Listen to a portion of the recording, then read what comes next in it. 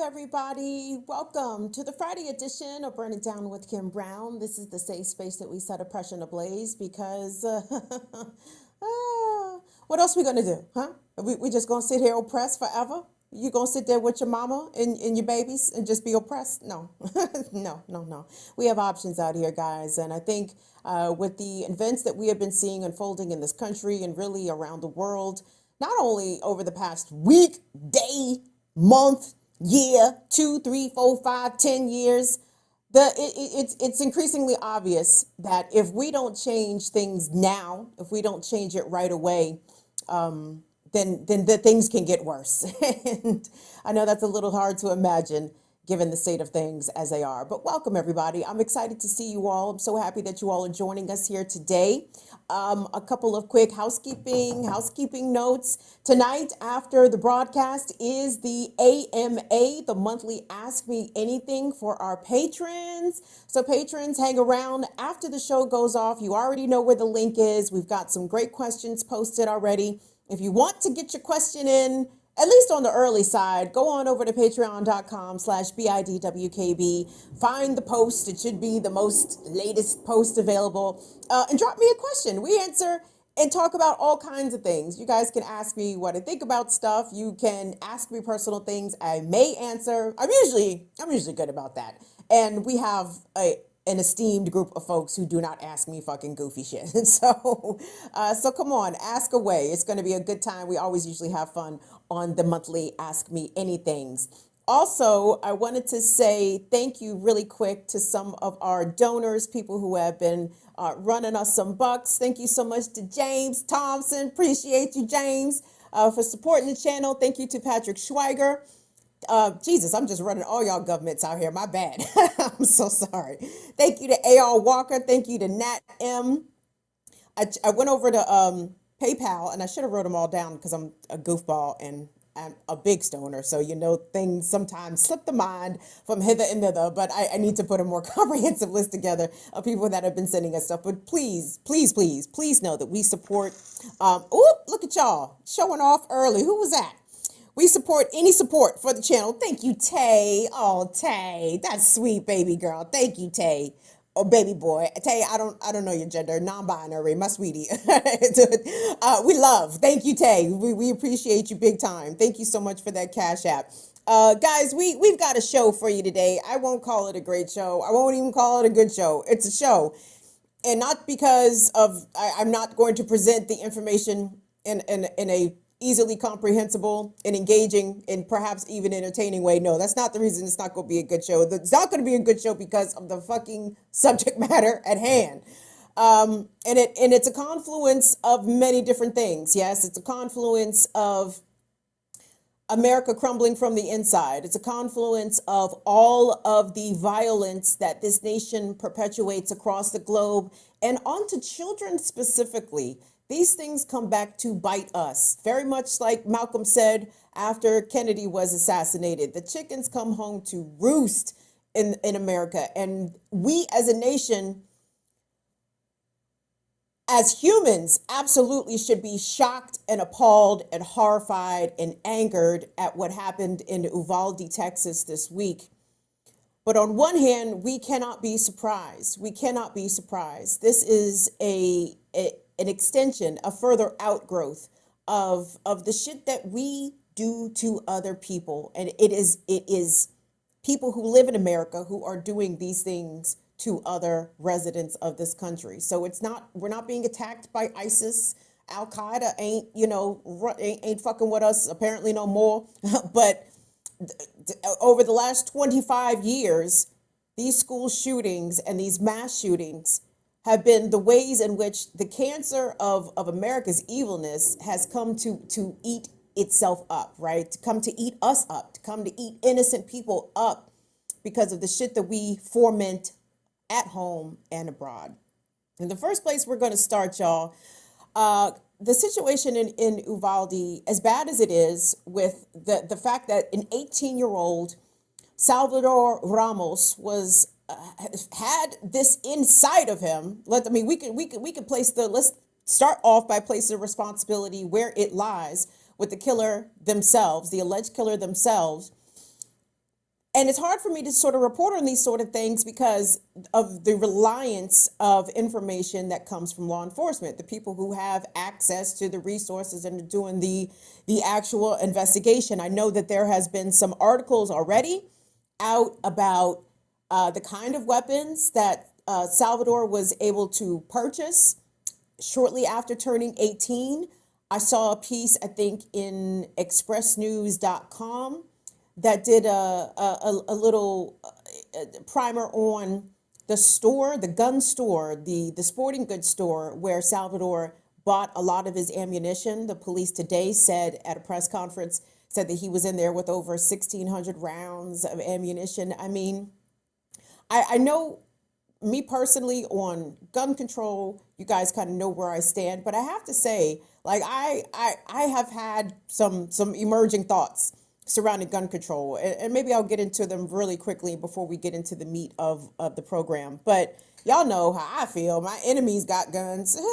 Picture me without guns. Make that make sense. Nope. But there absolutely needs to be restrictions, age, capability restrictions, law restrictions on people who can purchase these long guns. These I can't even call them weapons of war because I feel like that's reciting a piece of propaganda that is a common refrain in American mainstream outlets.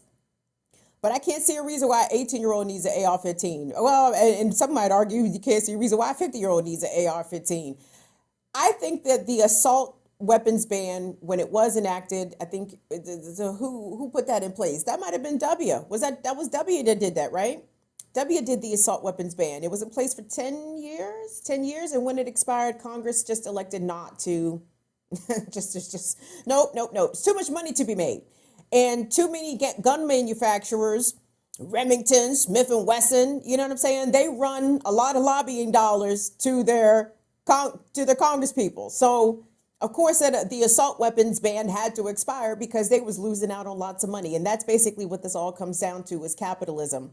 The fact that death and weapons of death and architects of death, this shit, for it to even be proposed that we close down gun manufacturers is an anathema, right? People's heads will explode. They'll be like, what do you mean we can't have guns? Baby, we don't have to make a single new gun for generations. There are already 400 million of them. There are more guns than people in this country. We do not need to be making new guns. And that's a sad tragedy to note about America as well. Despite all of these mass shootings and the many, at this point, thousands of people who have lost their lives in these incidents, to shut down gun manufacturing is something that is not even proposed. And I think that might be something that I'm for because, again, there's already plenty guns out here. You don't have to make a single new gun for there to be a trove of guns available to you to purchase right now. I think we need to do that. We need to shut down gun manufacturers. There needs to be bigger age restrictions on the kinds of guns that people can purchase. But in Texas, I mean, it's really, it couldn't get more American than the fact that this kid could walk in at 18 years old and purchase an AR-15, can't buy alcohol, can't do a lot of things at 18, but you can own an AR-15 in America at age 18. Seemingly that is a new rite of passage for a lot of these young violent assassins for reasons. But let's go ahead and get started here, guys. And of course, like I said, I wanted to open by pointing the finger solely at the person responsible, whom police have identified as being responsible, 18-year-old Salvador Ramos. His grandmother thankfully survived her shooting. I think that she is still listed in critical condition and she's still hospitalized. And I truly feel, I saw interviews with his aunt and I feel for this young man's family. I don't feel for this young man. I believe in a hell. I hope he is roasting, burning, getting real crispy and charred down there in hell, because that's where he deserves to be, suffering greatly.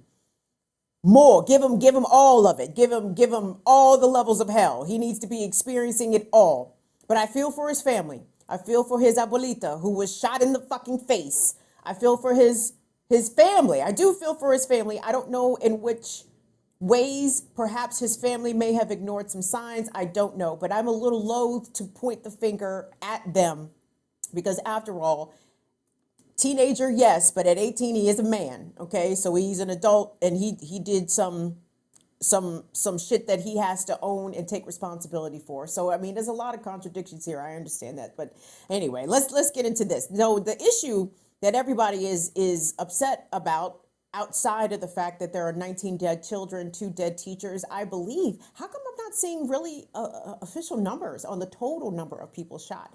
The only number that I can recall seeing, I think, is 37 total people shot, and out of those 37, it was 21 who are dead.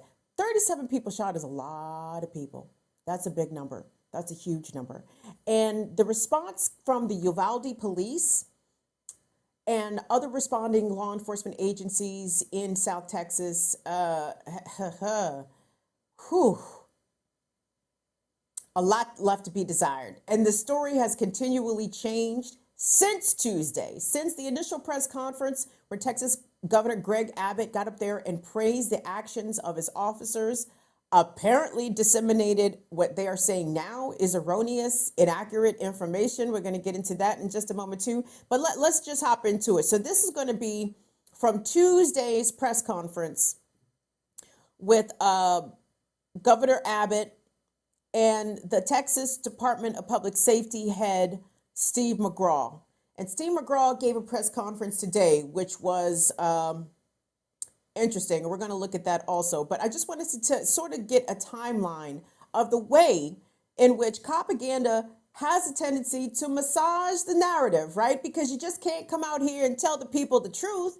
You can't tell people what actually happened. No, you have to massage and polish this turd of a story to make it palatable, to free the cops from as much culpability and responsibility as possible, okay? The police try to make themselves look faultless, as free from mistakes in their conduct, in the decision making that they made, and the polishing of the turd of a story has begun. It is continuing to emerge. And I wanted to take a look at the very first part of it. So this, again, was from Tuesday, and this clip is courtesy of Fox News. Fix News. Let's take a look. But the timeline is anywhere from 11 to 11:30. His mother reported him to the police department when she was able to run across the street to a neighbor and get help. And she was medevaced to San Antonio in critical condition at this point, but she's still alive. The subject, Ramos, at that point in time, used her vehicle, his grandmother's vehicle. He was living at their residence since March of 2022. Used her vehicle to drive approximately 2.29 miles, which is about a block and a half away from the school, Robb Elementary School. He crashed the vehicle at that point in time. He exited with a backpack. He took a rifle with him, one rifle. It was a Daniel Defense that he had previously purchased and had mentioned. He went towards the west side of the campus, which is a back door. But as he was approaching, as the governor mentioned earlier, there was a brave Consolidated Independent School District resource officer that approached him, engaged him, and at that time, gunfire was not exchanged, but the subject was able to make it into the school, as the governor reported. He went down a hallway, turned right, then turned left, and there was 2 classrooms that were adjoining. And that's where the carnage began. As he was shooting, the shooting began, we had Uvalde police officers arrive on scene, and along with the Consolidated Independent School District officers, immediately breached, because as we know in officers, every second's a life.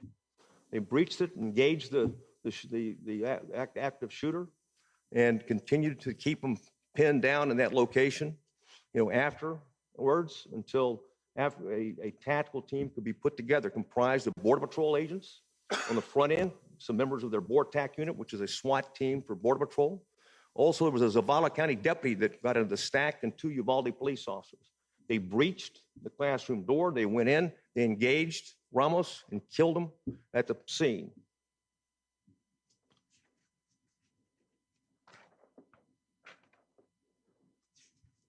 That covers it, Governor. One thing I'd like to say, though, and you hit the nail on the head, is that in the profession of law enforcement, it is a profession. You know, what looks right and how we measure ourselves is the absence of crime and disorder.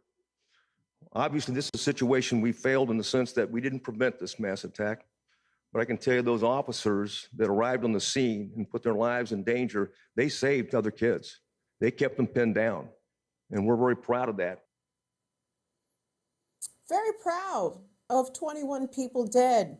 And I don't even think an officer went to the hospital. I mean, they said a couple of officers took some minor injuries, and you should have been laying your life on the line just like that brave top security guard did in Buffalo, New York, the former Buffalo police officer, whom didn't run away from the bullets, chased the bullets, tried to actually kill the person who was committing a massacre. And they tragically lost their lives for that. But there was not, there's no major cop injuries. And for this man to sit up there and congratulate officers on a job well done, is it is emblematic again of this bullshit American exceptionalism. Yeah. So just they get a participation trophy just because they was there. And I'm sorry, 40 people didn't get killed. Oh, it could have been 40 people getting killed. Motherfucker, 20 is plenty. 20 is too many. 20 is 20 people too fucking many. Okay? Absolutely 19 children too many. Absolutely 2 teachers too many.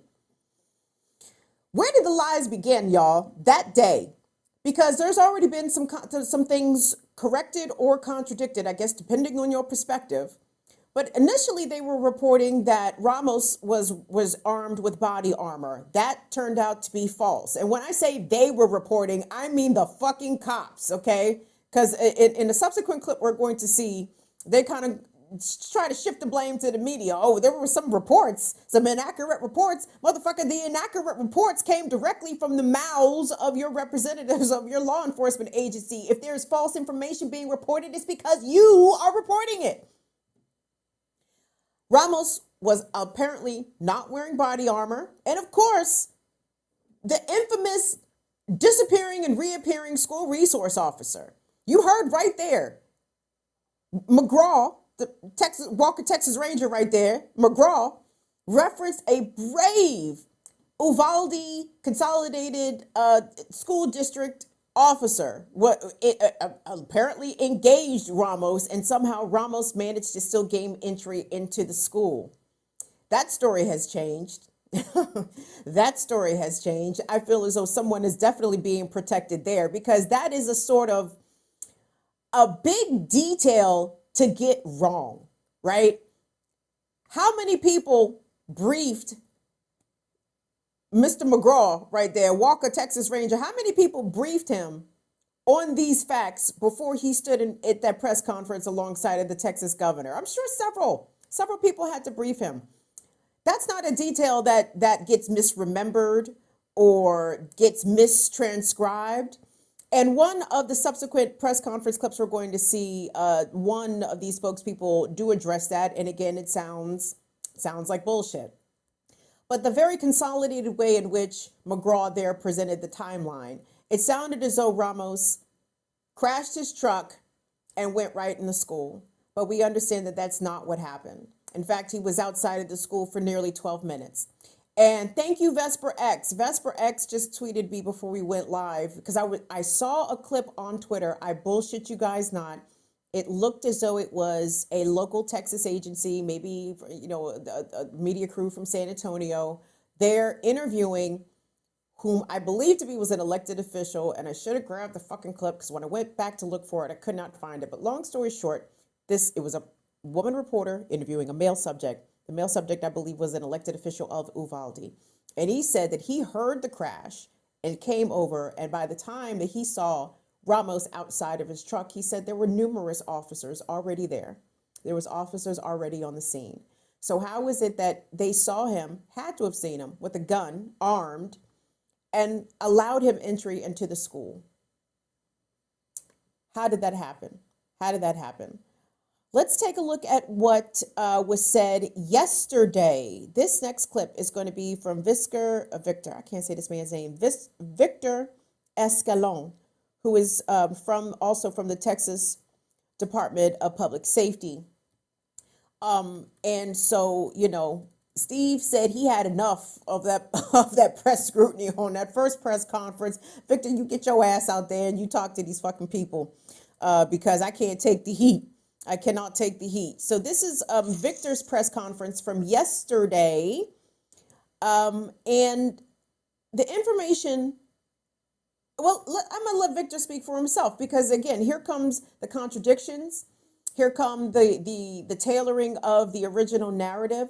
And what I know that you guys already know and understand, and I just want to say this for the newbies, for the people who may not know the positions of Burn It Down with Kim Brown from an editorial philosophy perspective. We don't believe police. If police are talking, they are lying, okay?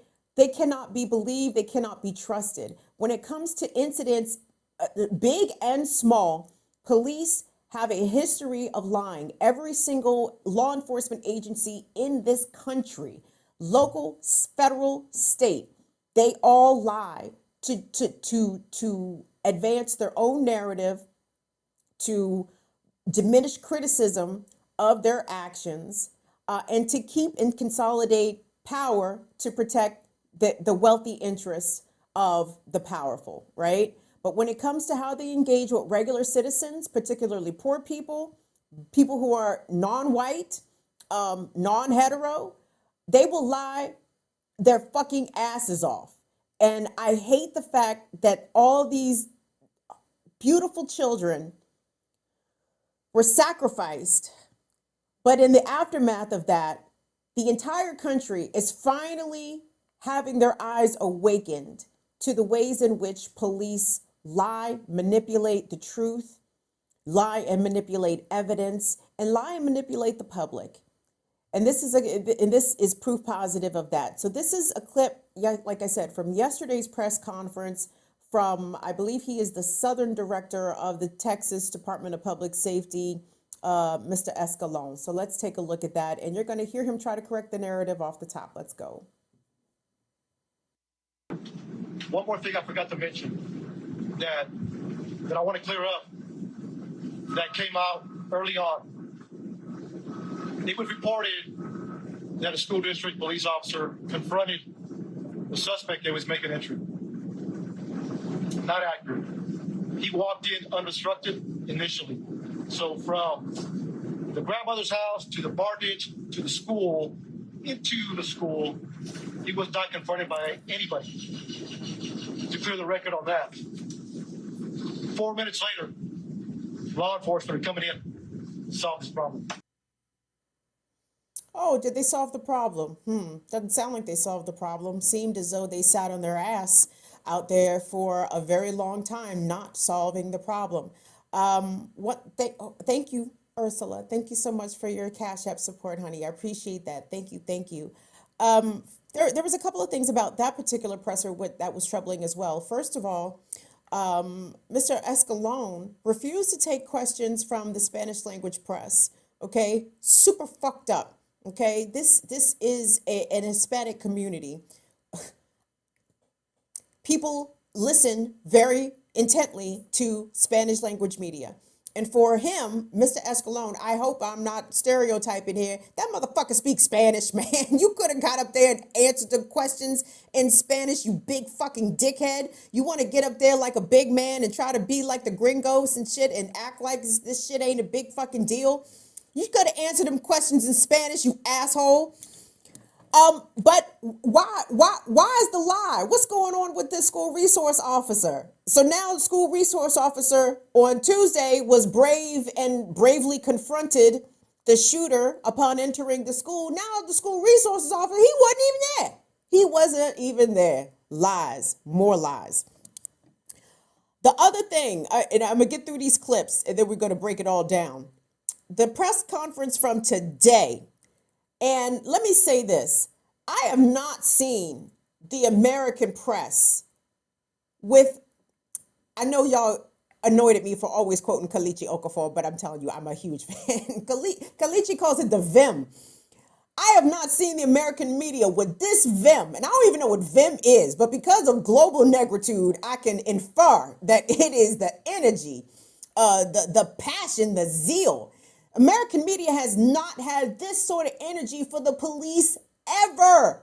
I have not seen cops get yelled at by reporters in the ways that this is unfolding, because it is so blatant, it is so obvious what is happening. The cover-up is unfolding in real time. But the problem is these kinds of cover-ups, if it's having to do with police incompetence, police misconduct, or police violence, brutality, or police murder, this is the standard operating playbook for how police engage, for the narrative that they put out. The first statement that cops always put out is going to be laden with lies.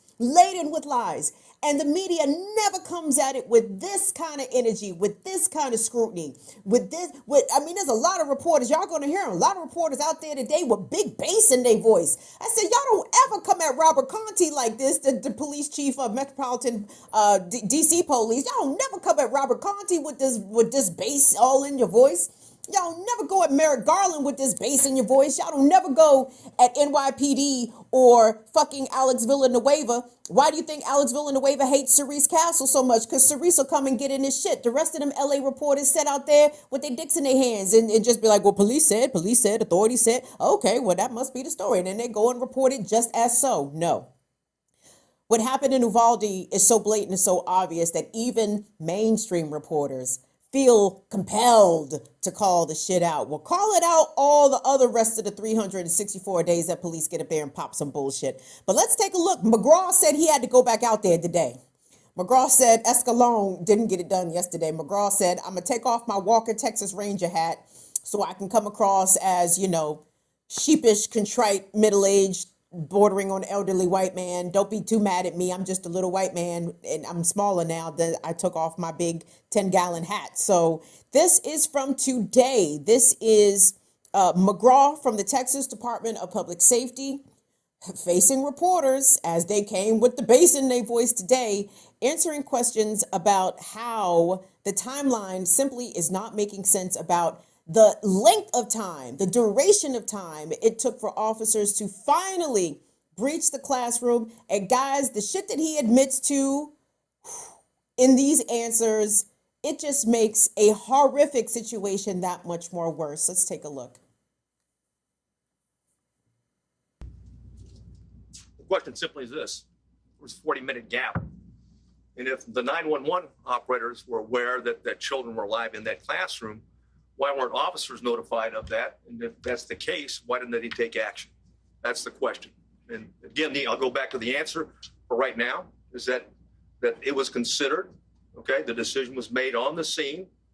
I wasn't there, but at the same point in time, a decision was made that this was a barricaded situation. There was time to retrieve the keys and wait for a tactical team with the equipment to go ahead and breach the door and take on the subject at that point. That was the decision. That was the thought process at that particular point in time.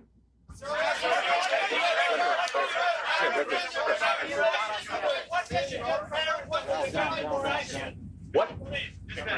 What can you tell parents that were here waiting and asking for the police to go in? And there was 19, like I said, there was 19 officers in there. In fact, there was plenty of officers to do whatever needed to be done, with one exception, is that the incident commander inside believed they needed more equipment and more officers to do a tactical breach at that point. That's why BORTAC was requested on the scene. As soon as they were there, they executed a search, or at least a dynamic entry, and went in. And of course, that was not till 12. That was not till 12:57.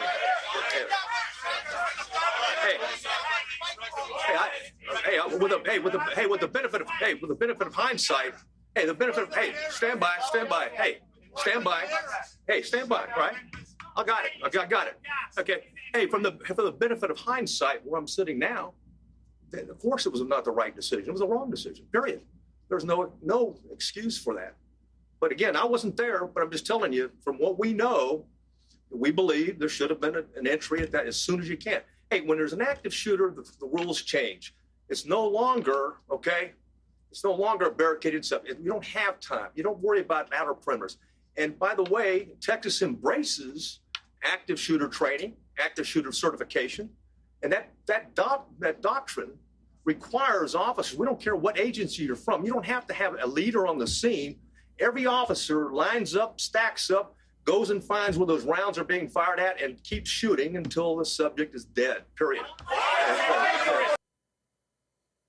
That didn't happen on Tuesday.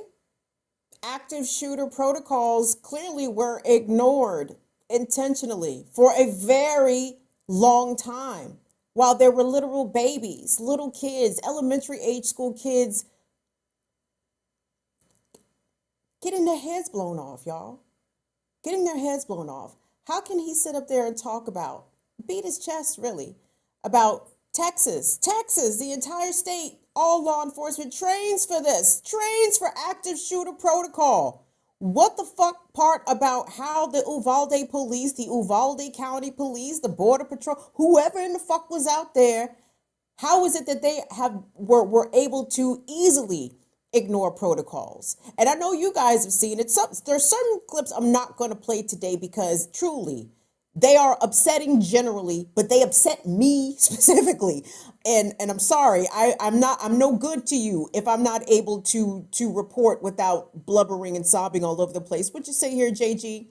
JG said the teachers, oh my God, hold on, let me scroll up here. There's a lot of things. I want to get to Jonathan's comment. Thank you so much for your super chat, honey. JG says the children and teachers protected the pigs.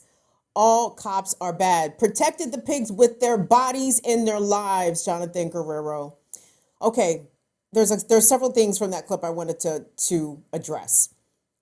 A portion of that clip that I didn't play, but it's out there and it's easily findable, is that McGraw opened that press conference talking about how a teacher had propped open a door and it was beyond unlocked. According to him, the teacher had propped open the door. Okay. And we're going to hear probably a lot more about that because I feel as though the blame narrative, the police don't like this. They don't like people pointing fingers at them, mad as shit at them, blaming them. Right.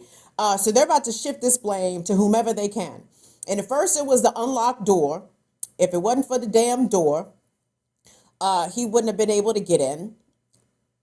Now it's a teacher propped open the door. So now we're going to shift the blame to the teacher because teachers get blamed for everything in America. I'm sure you guys have noticed that already. But yes, so there's that.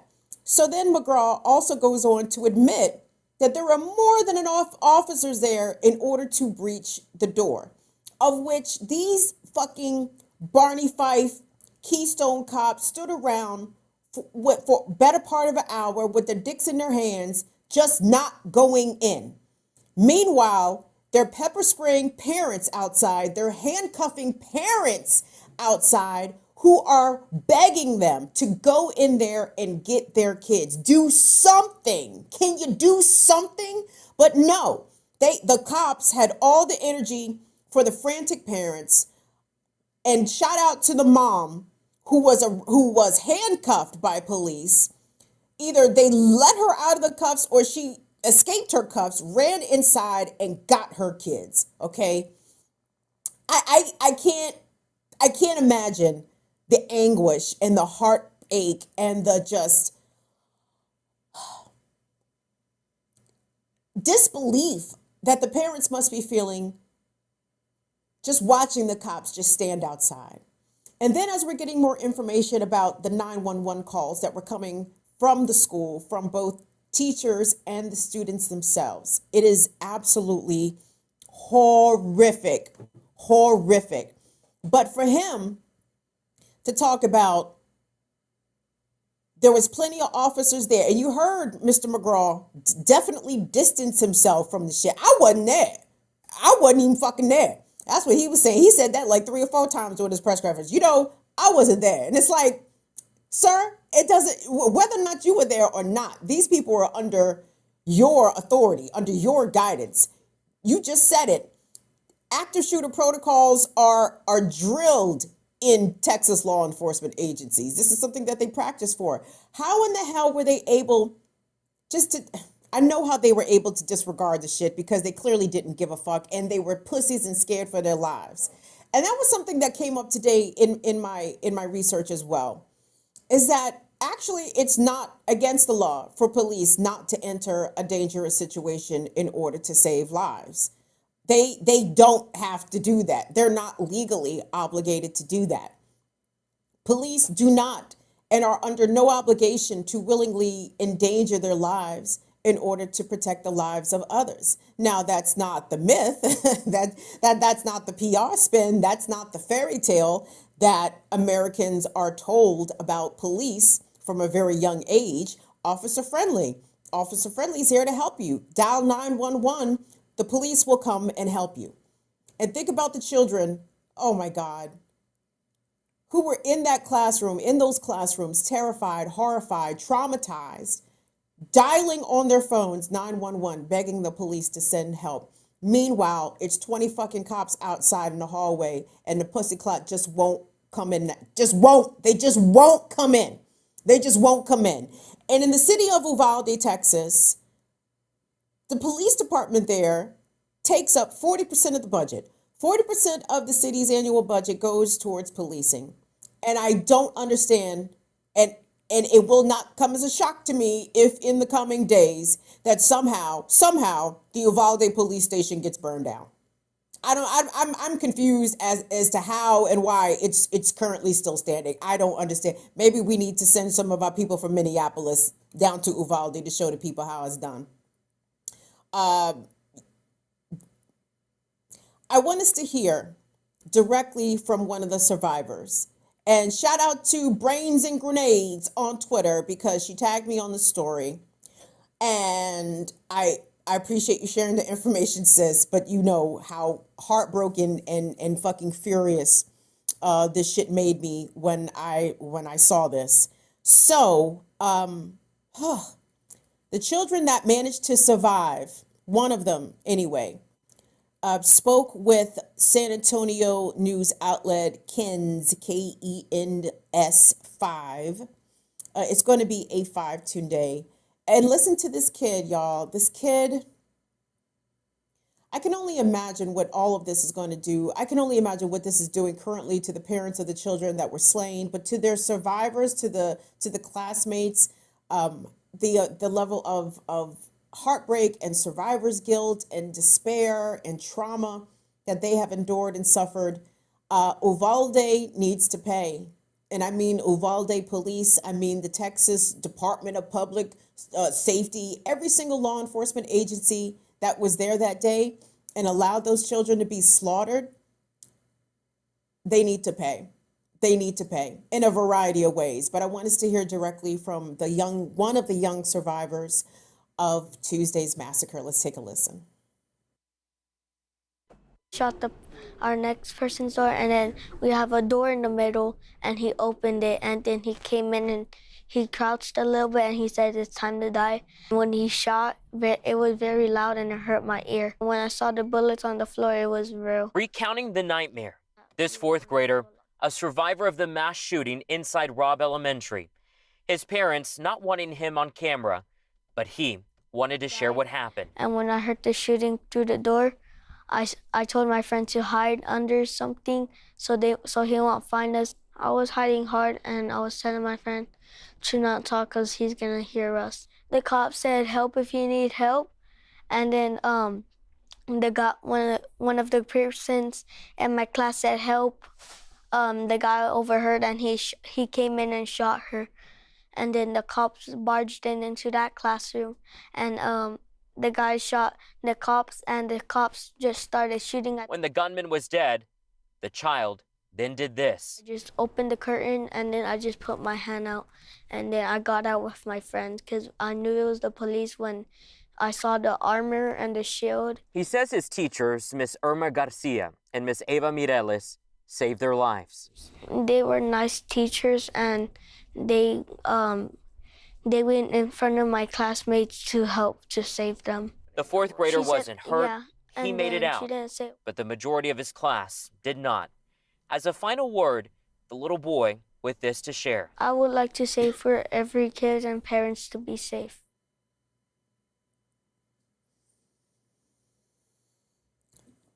So two unarmed teachers literally put their own bodies between the bullets from an AR-15 and the bodies of their students. But more than a dozen fucking police armed. I don't give a fuck if the earlier cops only had pistols. I don't give a fucking shit. You go in there. There are children in there. They are the most vulnerable and the ones most deserving of protection. If you sign up to be a cop and you are the beneficiary of probably a very generous salary with a lot of overtime and a lot of paid training and active shooter drill training, motherfucker, go the fuck in there, man.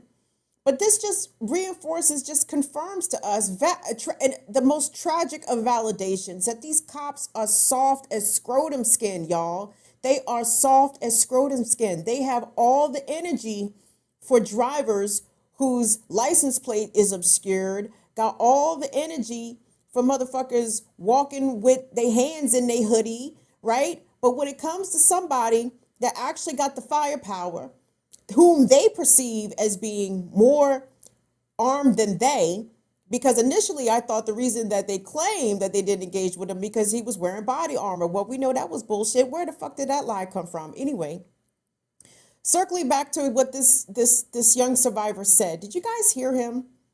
He said, basically, I heard it. The actions of the police got another child shot. The cops, according to the child, witness and survivor, said the cops called out, say help if you need help. And the student called out for help, and the gunman heard her and shot her. I hope she lived. I hope she survived. And if she didn't, even if she did or did not, I hope that these cops, every single police officer who was there, who was in that school, who heard gunshots going off, who heard the screams of terrified children and teachers, or the police who stood outside and harassed, prevented parents from going in and getting their kids. I hope these children haunt your dreams for the rest of your lives. I hope you never find a sound night's sleep in your life ever again. May you never know peace in slumber, ever. You don't deserve it. You don't deserve it.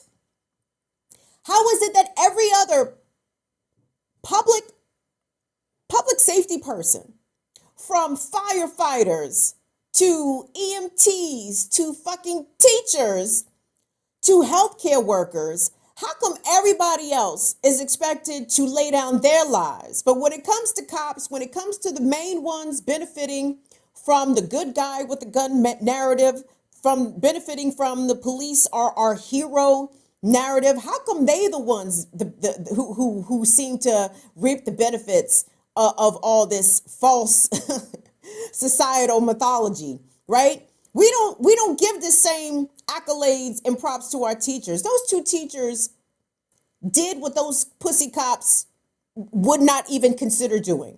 They laid down their lives. Teachers, even before this tragic incident in Uvalde, teachers have been laying down their lives. That's how they're trained, by the way. In these active shooter drills, the teachers are trained to sacrifice themselves, and students who are closest to the door of a classroom are being trained to sacrifice themselves so the other students who are sitting further away can have time to escape. Y'all, this country is fucked. I mean, in the worst way. Mind fucked. Soul fucked. I don't know if there's anything redeemable about America, but there's absolutely nothing redeemable about police.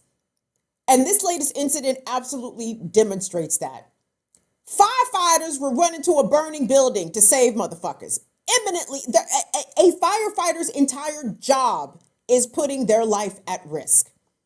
Teachers who have had to been exposed to COVID and who have died as a result of these germy children with this pandemic, teachers have been exposed to life-threatening conditions, right? expected to save unarmed children from armed shooters, and expected to be on the front lines of a pandemic, right? Our healthcare workers also routinely put their lives on the line, especially as we have seen during this pandemic. How many nurses and doctors and nurses' aides have we lost as a result of, and people who work in nursing homes, right? So everybody else is expected to give their lives, but cops are not expected to do the same. But yet they're the ones benefiting in Uvalde specifically from 40% of their city budget. Nationwide, police are about to be on the receiving end of billions, courtesy of the Biden administration, right? In Chicago, CPD ate up damn near all of the city's COVID relief funds. And for what? For what? This whole system of policing needs to be abolished. I think that Uvalde residents have a good case. I think the police there need to be disbanded. You have failed your mission. You literally have one fucking job. If there was ever an incident in which the police were expected to stand up and go above and beyond, a mass shooting at an elementary school was absolutely it. And you failed. You fucking failed. And you failed with the blood of 21 people on your hands. 19 children, 19 fourth graders, their blood is on your hands. May their screams forever infect your dreams and your slumber. I want nothing, no peace for you. None, none, none. And America, y'all, I am hating the reaction that we're seeing from politicians on both sides of the aisle. Because it's pathetic, it's expected, it's reactionary, it's been said, it's been done, it's played the fuck out. Everybody is sticking to these exact same scripts, and I'm tired of it. During that first press conference on Tuesday with Greg Abbott and other officials related to this Uvalde investigation, I'm not playing that clip of Beto O'Rourke getting up and going, talking his little rah rah rah to Greg Abbott. Beto O'Rourke is a politician. Beto O'Rourke is running for governor. Beto O'Rourke is a white man. Beto O'Rourke, I would actually have more respect for Beto O'Rourke if he came with that same rah-rah energy to Joe Biden. Take that same energy to fucking Joe Manchin. I agree. Greg Abbott needed that, but again, that's political performance that I don't think does anything. I don't think it does anything. It gives Beto a boost, right? Oh, Beto comes off as being caring and passionate and wanting to really do something. Well, what's he suggesting? I want us to actually take a look at Ted Cruz, and I apologize in advance. I'm so sorry to subject you to fucking Ted Cruz. Because Ted Cruz ain't it. He is not it. But Ted Cruz was confronted by a Sky News reporter, but also in advance of that, Ted Cruz took an opportunity to go to Robb Elementary and have a photo op, basically. And I just want us to listen. I mean, we're going to listen to what he has to say, but not because he's saying anything good or profound. But it's just an example of the standard rhetoric, the standard partisan rhetoric that comes from Republicans and Democrats when America experiences mass shootings like this, which is all the fucking time, okay? It's been, 25 years since Columbine, somewhere around there? What has fundamentally changed? Very little.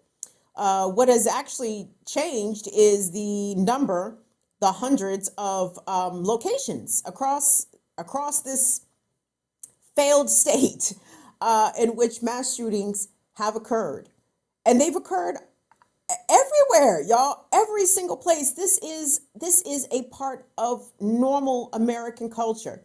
This is something that America has normalized. You wonder how the U.S. was able to swallow 1 million COVID deaths and everybody is out here at brunch living their best lives, their best mask-free lives. Look no further than these mass shootings. We accept a lot of people being dead. That's the part of life. That's the cost of freedom.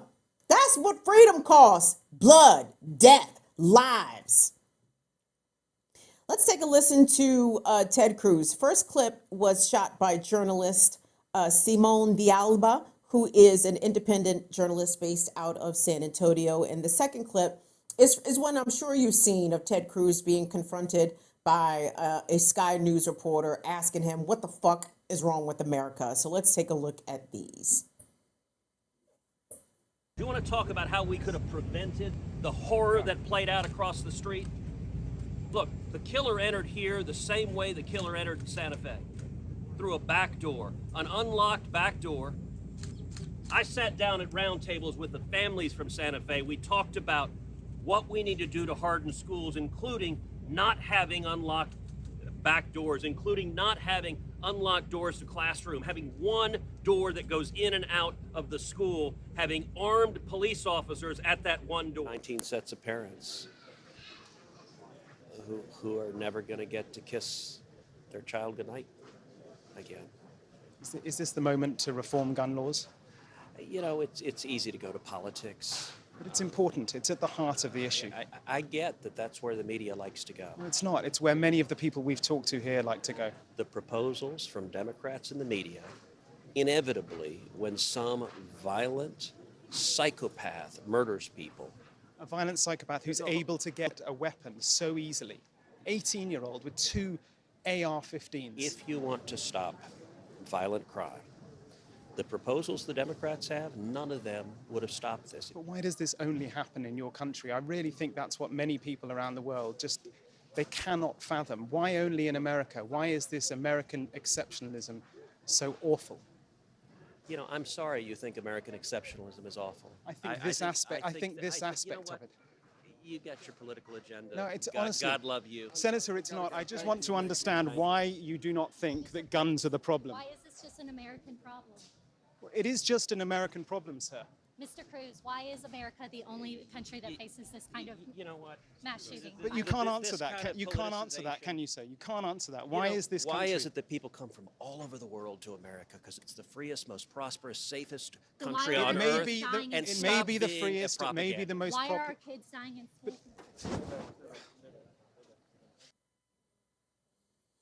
Did you all snicker when Ted Cruz said that America is the safest country on earth? Snicker, snicker, snicker. Ooh, you told it funny there, Ted. That's hilarious. No, America is a very dangerous place. And I tell people who don't live here, like, to please, if you're thinking about traveling to the U.S., you gotta seriously be on your P's and Q's. Now, not to make it sound as though when you step out your house, there's gunfire erupting. No, but random fucking violence can erupt at any time, and it's unpredictable and it's nonsensical. It doesn't have any rhyme or reason to it.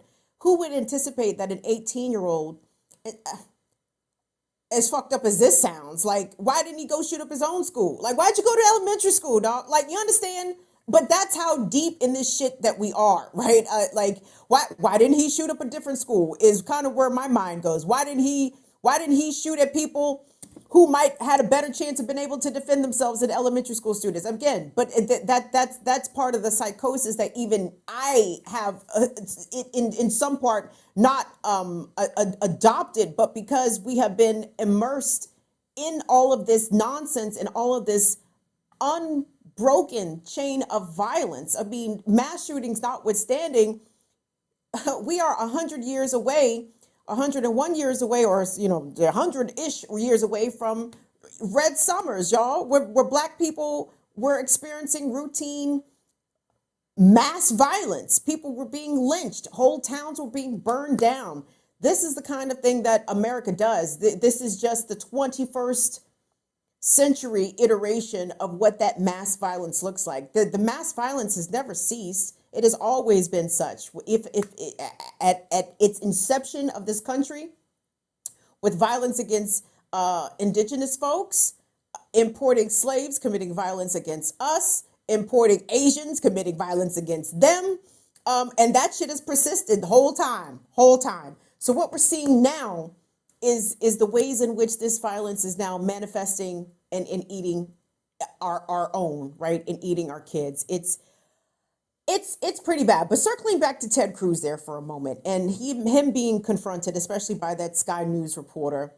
I've seen that clip a lot, and I've seen American media outlets rerun that clip a lot. And oftentimes it's because, again, American journalists, they don't have it. They don't have the energy. They are not going to confront Ted Cruz directly in that way. And I'm hoping that some of them actually get some inspiration from seeing how old boy just easily clocked Ted Cruz. Like, my guy, this is American exceptionalism. Like, this is the shit that you brag about, how this is the best country in the world. If this is the best country in the world, then how come no other places experience school shootings and mass shootings like this? I mean, I think, was it Jackie on the Remix Morning Show this week? We were talking about gun violence in other places.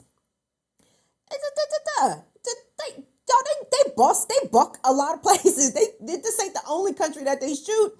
They shoot in El Salvador. They shoot in Honduras. They shoot. They get to shoot in different places, right? But not like this. They don't shoot up schools. They don't kill babies. Not hundreds of times a year. When you look at the amount of mass shootings that this country has experienced, even during the pandemic, the numbers will blow you away. Hundreds, y'all. Since the pandemic began. And all of them don't always get reported. They all don't always make national news.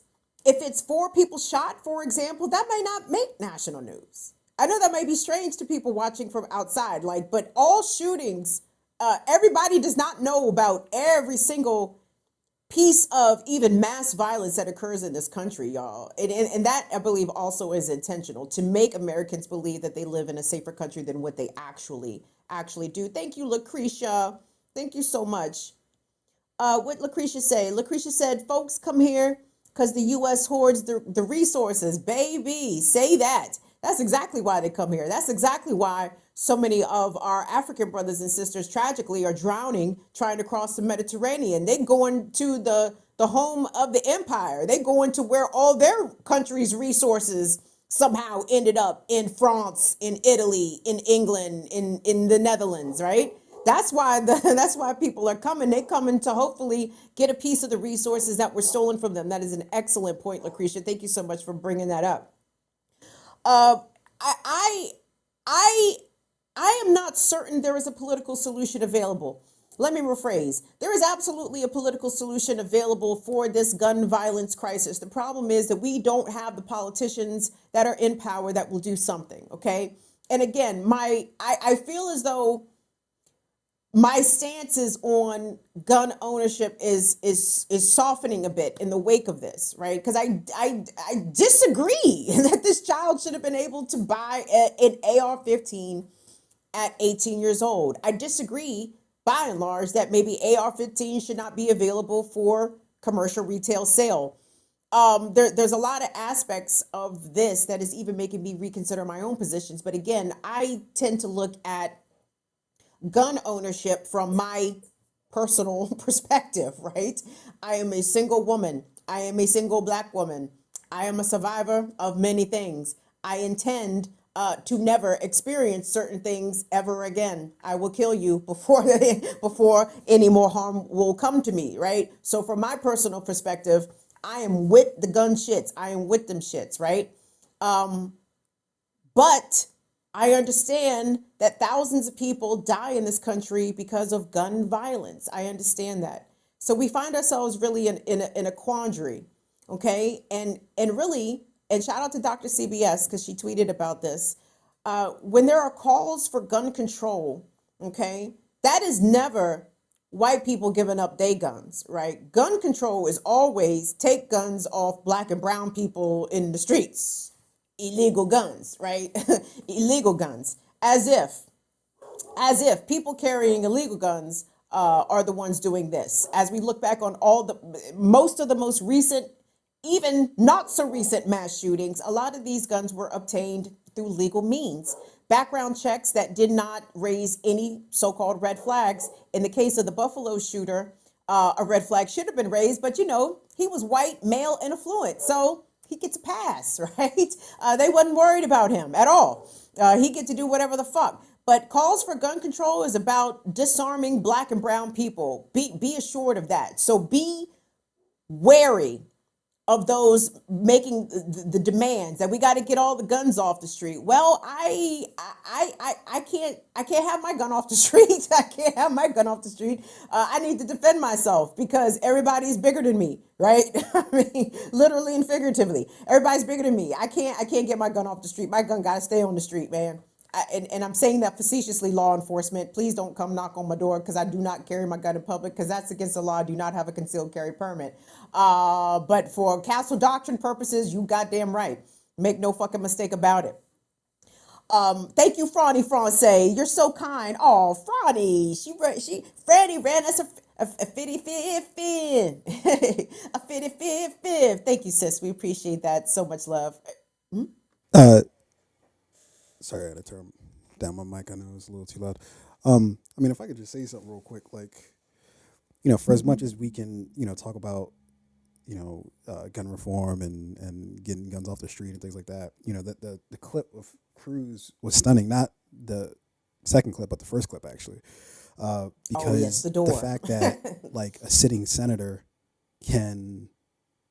of like all the things that could have prevented this thing from happening, for a sitting senator to say, well, a locked door would have prevented what happened that day is utterly insane. Like a sitting senator said, well, if it wasn't for an open door, this would have all have not happened, as if he couldn't just shoot the door, as if he couldn't force somebody to open the door for him, as if 1,000 other things that could have happened. He said that, but what's most concerning to me about that is that, like, whether people, all the people who would vote for Ted Cruz see that clip or not, there's still people who are going to vote for him at the end of the day. And I think that that's what's so concerning to me, and it's why, I'm beginning to be less and less optimistic that anything's ever going to change. In fact, it's just going to descend into madness, because it's like people will hear something like that, or people will see tidbits of Ted Cruz saying something stupid like that, and then still turn around and vote for him. And it's like, well, what do you do? How do you combat that? That's just, you don't care at that point. It doesn't matter that 20 people were killed, with the AR-15. It doesn't matter, because you need to own the libs, or you need to fight back against whatever the hell it is you think you're fighting back against. None of this actually matters. It's a video game to everybody. And how do you, like, I don't know. Anyways. No, I mean, you're not wrong about that. And I knew things weren't going to change after Sandy Hook, right? Because for literally 20 plus white children to be slaughtered in a school along with their teachers by an AR-15, and not only did the laws not change, those white parents were ridiculed, were gaslighted, were smeared. I mean, Alex Jones ran a whole campaign trying to discredit the parents, the white parents of murdered white children. I said, it's over, forget it. Like, America's going nowhere but descending further into the depths of hell. Because when America, a country that so centers white people, white feelings, white comfort, when that wasn't enough to shake loose the hold that owning guns has on this country, and the ways in which we are clearly desensitized to violence and lack empathy for people who have experienced the kind of trauma of having a child murdered at school, it's over. It's over. And I feel like Uvalde is just a continuation of that apathy. Societally and politically. I mean, everyone's going to say the right things. They're going to cry the tears at the right time. But at the end of the day, is anything going to change? Is Uvalde Police Department going to be defunded from sucking up 40% of the city budget? I don't expect so. If anything, they're probably going to get more funding. We need more school resource officers. So I am concerned about the future, very much so. But if there is a positive thing to have come out of this, I'm hoping that more people have been awakened to what the actual role of police are and what they aren't. police are not here to save us. They're not here to protect us. The sooner that people disavow themselves of that mythology, of that fairy tale, of that notion that this is what the police do, they're our heroes, they're the ones who run towards gunfire. This incident needs to very clearly illuminate that police, sadly, they don't keep us safe. They don't even keep safe children who are being shot to death in mass. So anyway, but I agree with you, Tunde. Like it's not looking good. It's not looking good. Oh, and by the way, there were 2 other gun involved incidents in Texas, I believe, that this same week. I don't think one of them was a shooting, but there was a student caught on campus at a high school, and then there was another incident. So this is just par for the course. It's just another day in America. It's another day in hell. So again, I see Ursula Baptiste in here. Ursula, please, your Caribbean uncle, send me his email. It is time for your homie to start looking out the front door. I got to get the fuck out of here, y'all, because it is, I can't say it's descending into madness, because every time you think America has gone, you think every time you think the bottom has fallen out, oh no. There's apparently a lot further to go. So anyway, guys, my head is hurting. This whole story has really made me depressed. It's kind of made me sad. I've tried to be somewhat detached from it so I just don't dissolve into a puddle of rage and sadness because of what happened. Kev Z 24/7, thank you, baby. I haven't shouted you out in a while, Kev, and that's not on purpose, Kev. I fuck with you, Kev. Kev says the answer is to build our own community and police ourselves. I agree. How do we render ourselves ungovernable, Kev? I'm mad that we put all of this money into police. Like, fuck Joe Biden for taking my federal tax dollars to give to these bitch ass niggas. Like, this is incorrect. I disagree with this system. So how do we render ourselves ungovernable and keep our tax dollars and redistribute them and repurpose them in our own communities so we can have our own community forces for the people, ran by the people? So these are conversations that I want us to continue to have. Thank you all for letting me I hate to be right about shit. I hate that I'm right about awful, terrible shit, okay? And I'm not the only one that's right. There's a lot of people out here that says the police lie all the time. You can never believe what they say.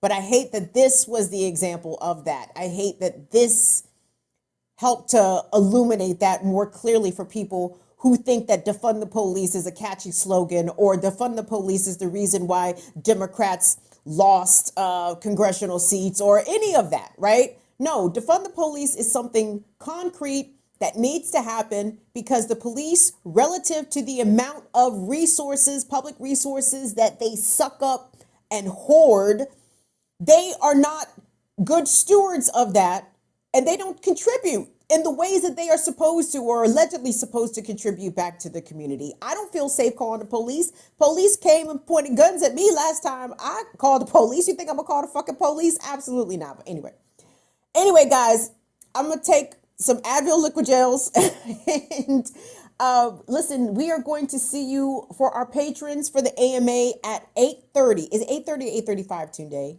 Is it 8:30? 8:30. So click the link over on Patreon.